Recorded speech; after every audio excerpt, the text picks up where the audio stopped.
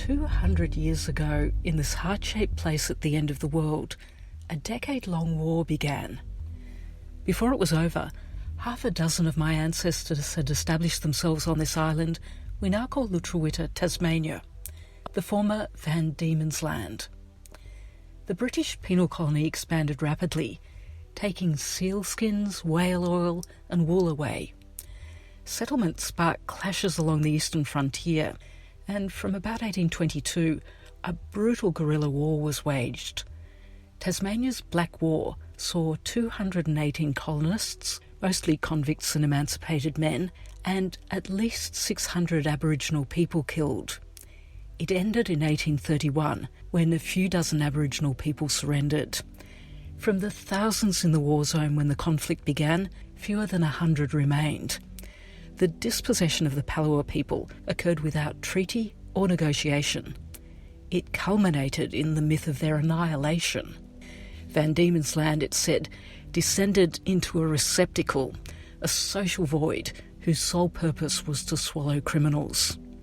It remains one of the darkest periods of Australia's history, a wound and an absence.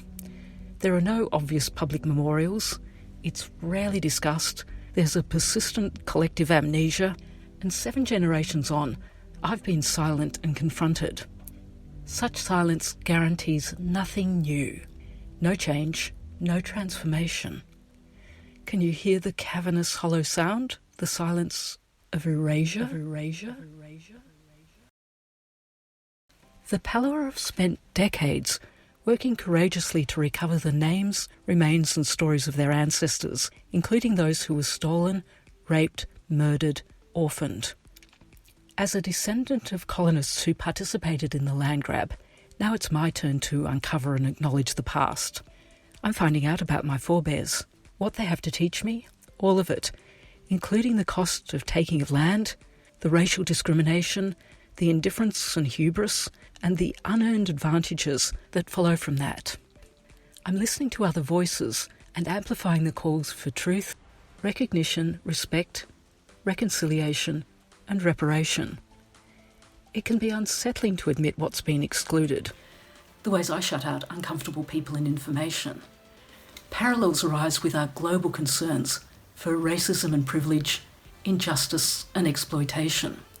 It takes courage to face humanity's ongoing encroachment on wild places and destruction of deep history. Because cultural legacies are powerful, persisting generation after generation, they have deep roots and live on through our fantasies and stories, myths and cliches, and especially withheld communication. Dark histories can haunt places and often recur in uncanny ways until they're acknowledged and completed. Now, I'm clear my ancestors gave me everything they could, but ownership of this land was never ceded.